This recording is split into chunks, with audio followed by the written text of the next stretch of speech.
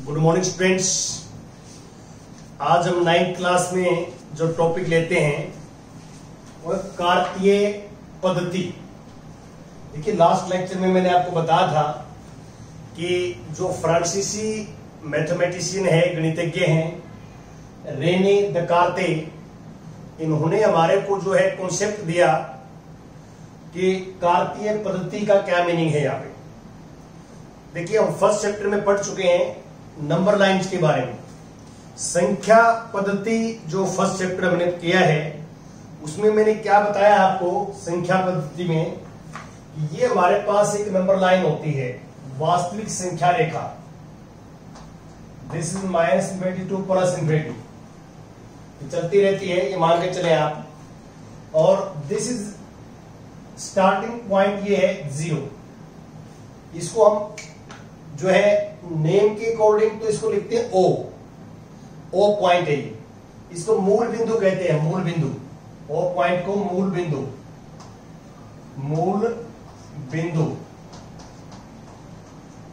बिंदु हम right side में जो है प्लस के नंबर लेते हैं, इक्वल डिस्टेंस में 1 2 3 4, एंड लेफ्ट साइड में माइनस के नंबर लेते हैं, माइनस एंड सो। ये संख्या रेखा हम संख्या पद्धति जो हमारा पहला है चैप्टर, उसमें डिस्कस कर चुके हैं आप।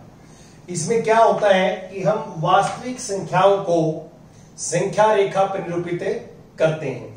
और आपको मैंने ये भी बताया था कि एक वास्तविक संख्या जो है, एक बिंदु जो है इसके ऊपर मान लो मैं लगाता हूं, तो एक बिंदु के कॉरस्पॉन्डिंग एक वास्तविक संख्या होती है, केवल एक। और एक वास्तविक संख्या केवल एक बिंदु होता है, इसमें यूनिकनेस होती है। यहाँ ऐसे नहीं है कि एक बिंदु पे दो वास्तविक संख्या रेखा हो जाए, नहीं, एक बिंदु पे एक वास्तविक संख्या रेखा होती है और एक वास्तविक संख्या का एक बिंदु होता है इस संख्या रेखा के ऊपर। ये हम इसको ऑलरेडी पढ़ चुके हैं, आपको बता चुके हैं। अब कार्तीय पद्धति का मीनिंग क्या है? यहाँ पे कार्तीय पद्धति का मीनिंग क्या है? देखिए, दकार्ते ने हमारे को क्या आइडिया दिया कि जो एक तल में हम दो जो है रेखाएं खींच सकते हैं जो आपस में एक दूसरे पर लंब है। हम ऐसी रेखाएं खींच सकते हैं जैसे एक तल में जो एक दूसरे पर लंब है। ये दो से रेखाएं हैं, एक दूसरे पर लंब है, और ये रेखाएं हैं, ये भी एक दूसरे पर लंब है। अब इसमें अंतर क्या है कि ये हमारे पास जो रेखा है इसको बोलते हैं हम क्षैतिज रेखा। क्षैतिज रेखा है ये, और ये ऊर्ध्वाधर रेखा। इंग्लिश में इनके नाम इजी हैं। ये हॉरिजॉन्टल लाइन होती है, ये वर्टिकल लाइन होती है, और मैं हिंदी में लिखूं इसको, यहां हिंदी में, तो इसको बोलते हैं क्षैतिज रेखा। क्षैतिज रेखा।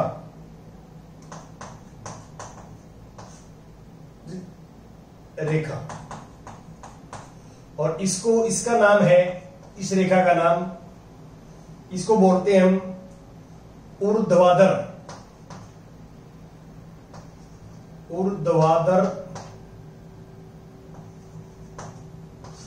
रेखा, ये नाम।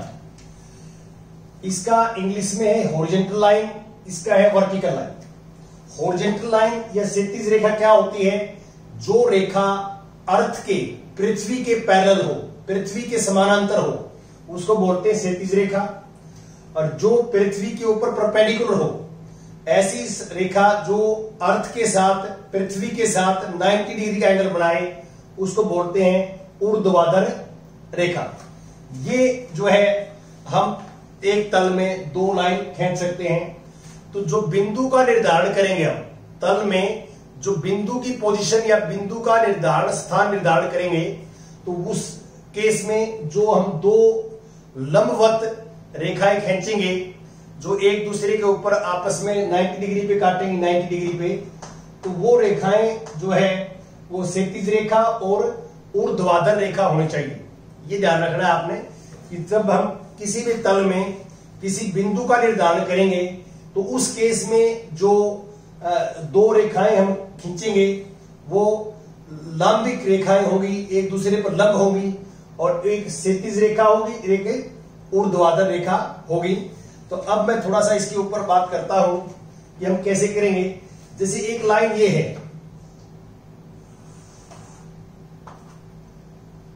ये लाइन है, इस पूरी लाइन को जो है यहां मूल बिंदु है जिसको मूल बिंदु कहते हैं, वही संख्या रेखा है, ये संख्या रेखा सेम, और ये मूल बिंदु है, यहां 0 स्टार्ट होता है।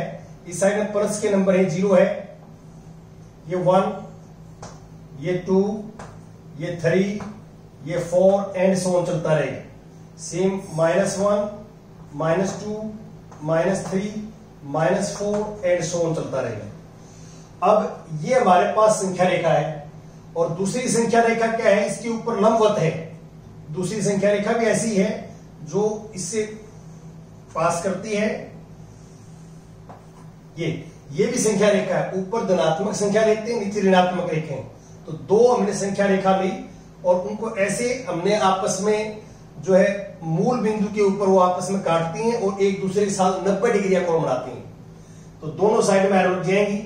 अब यहां भी हमारे पास ये हो जाएगी कि दिस इज 1, 2, 3, 4, यहां पे -1, -2, -3, -4 एंड सो। तो इस तरह की दो संख्याएं हमने ली, एक क्षैतिज रेखा ली और एक ऊर्ध्वाधर रेखा ली, और दोनों को मूल बिंदु पर हमने कटवा दिया और एक दूसरे के साथ वो 90 डिग्री का 90 डिग्री का एंगल बनाती हैं। तो ये जो आपके सामने जो पिक्चर बनी, ये इसको बोलते हैं कार्तीय तल। इसका जो नाम है, इसका नाम है कार्तीय तल। कार्तीय तल, इसको हम जो है निर्देशांक तल भी बोलते हैं। निर्देशांक तल, निर्देशांक तल इसका नाम है। इसको XY तल भी बोलते हैं, XY तल, ये इसके नाम है। इस पूरे डायग्राम के इसको कार्तीय तल भी बोलते हैं, हम निर्देशांक तल भी बोलते हैं, XY तल भी बोलते हैं। और ये जो संख्या रेखा है, वास्तविक संख्या रेखा, इसका पूरी संख्या रेखा का नाम है, यदि आप नाम की बात करें, नाम ये है X अक्ष, और इस संख्या रेखा की बात करें, इसका नाम, पूरी संख्या का नाम इसका Y अक्ष। और इन दोनों का इकट्ठा नाम लिखे हम, दोनों का इकट्ठा नाम X अक्ष का भी और Y का भी, दोनों का एक नाम बोल रहे हैं हम इकट्ठा, तो इसका नाम बोलेंगे हम कि निर्देशांक अक्ष। निर्देशांक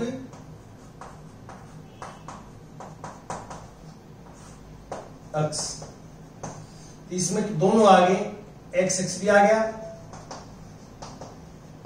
और Y अक्ष भी आ गया। दोनों का इकट्ठा नाम को बोलते हैं निर्देशांक अक्ष, ये इसका नाम है। अब ये दोनों जो वास्तविक संख्या रेखा है, मूल बिंदु पे कट करती हैं। ये मूल बिंदु है, जहां कट करती हैं या इसको मूल बिंदु बोलते हैं। इस बिंदु का नाम है मूल बिंदु। मूल बिंदु जो वहां होता था वही बिंदु है ये मूल बिंदु। यहां से हम जो है दूरियां जो है मापते हैं। दूरियां इस साइड में प्लस के नंबर, इस साइड में माइनस के, ऊपर प्लस के, नीचे माइनस के, ये ध्यान रखना।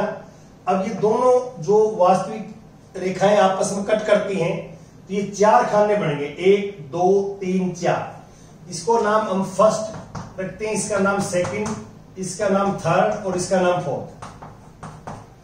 ये ऐसे ही रखती जैसे रखा हुआ है 1, 2, 3, 4। ये एंटी क्लॉकवाइज चलेगा यहां से। इसको हम बोलते हैं फर्स्ट चतुर्थांश। चतुर्थांश, ये सेकंड चतुर्थांश, ये थर्ड चतुर्थांश, ये फोर्थ चतुर्थांश, ये इनके नाम बोलते हैं। ऐसे करते हैं। तो ये मैंने आपको थोड़ा सा बताया, इसका ब्रीफिंग थी कि हम कैसे करेंगे, क्या होता है, क्या नाम होता है, ये चीजें आपने इसमें करनी है। अब इसके बाद आता है कि हम इसकी सहायता से, देखो क्षैतिज रेखा और ऊर्ध्वाधर रेखा की सहायता से बिंदु का स्थान एक तल में कैसे निर्धारण करेंगे। मैं एग्जांपल लेता हूं, कुछ और आपको एक्सप्लेन करता हूं। जैसे मेरे पास ये एक्स एक्सिस है, एक्स एक्स है ये, और दिस वाई एक्स है, this is x x dash, dash की तरफ माइनस का आएगा, ये मूल बिंदु है, वाई वाई डैश, डैश की तरफ नेगेटिव, वाई की तरफ पॉजिटिव, एक्स की तरफ पॉजिटिव, डैश की तरफ नेगेटिव। ये मैंने एक जो है कार्तीय तल बनाया। अब मैं सपोज करता हूं कि 1 2 3 1 2 3 1 2 3, तो मैं सपोज करता हूं एक बिंदु मैंने यहां ले लिया,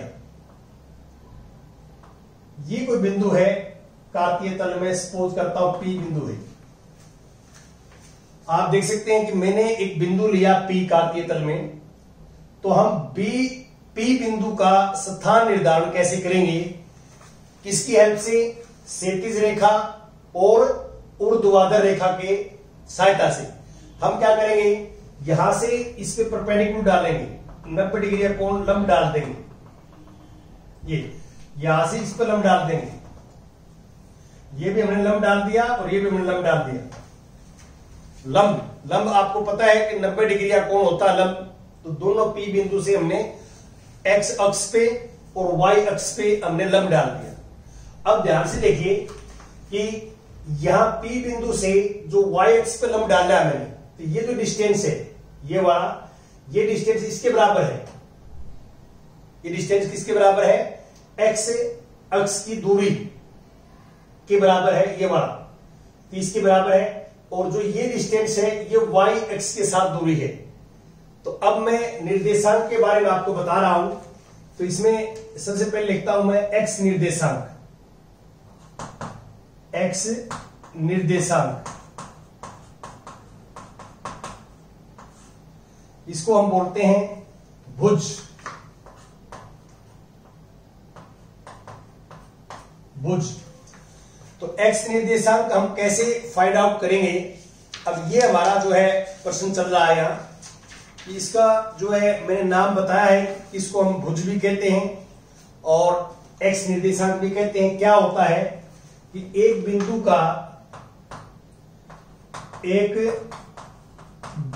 का एक्स निर्देशांक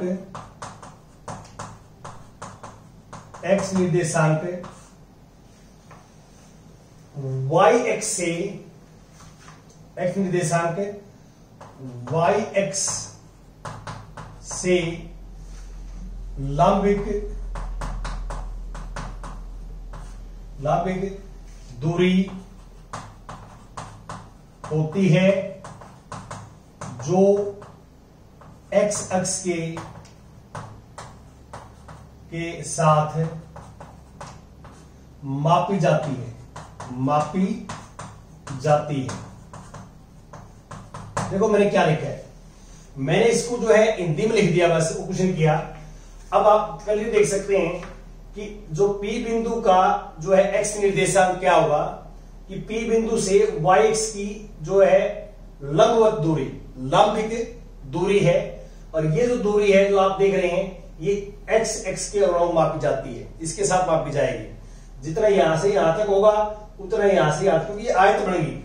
ये P से मान लो इस बिंदु 2 है, 2 को मैं यहाँ A लिख देता हूं, ये O है, ये B लिख देता हूं, B नाम लिखता हूं, तो ये आयत बनेगी APBO, ये एक आयत है, और आयत की आमने सामने भुजाएं बराबर होती हैं, तो इसलिए जो AP है वो OB के बराबर है। तो P बिंदु का जो लंबिक दूरी है y एक्स से, वो x एक्सिस के साथ, x अक्ष के साथ जो है दूरी मापेंगे 3 के बराबर है। तो अब इसका निर्देशांक जो है P का 3 हो जाएगा। तो x P बिंदु का x निर्देशांक 3 है, 3 हो जाएगा। अब मैं सेकंड पार्ट करता हूं कि y निर्देशांक, y निर्देशांक, y निर्देशांक को हम बोलते हैं कोटि। ये सेकंड नेम है कोटि। y निर्देशांक बोल सकते हैं, इसको कोटि बोल सकते हैं, सेकंड नेम है ये। अब इसमें क्या होता है, एक बिंदु का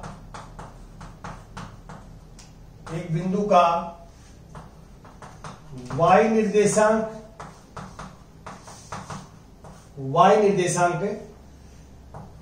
x अक्ष से लंबिक दूरी होती है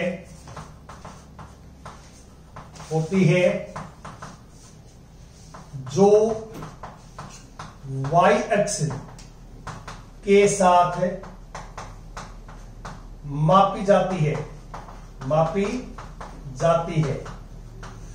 आप इसको डायग्राम में देखिए P बिंदु ये है, P बिंदु से हमने x अक्ष पे लंब डाल दिया, और ये जो दूरी आई हमारे पास PB किसके इक्वल है, OA के, क्योंकि ये आयत है ये।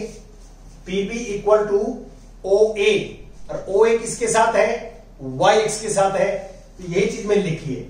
और y निर्देशांक का एक नाम और भी होता है कोटि को हम y निर्देशांक का दूसरा नाम है ये कोटि, ये आप याद करते हैं।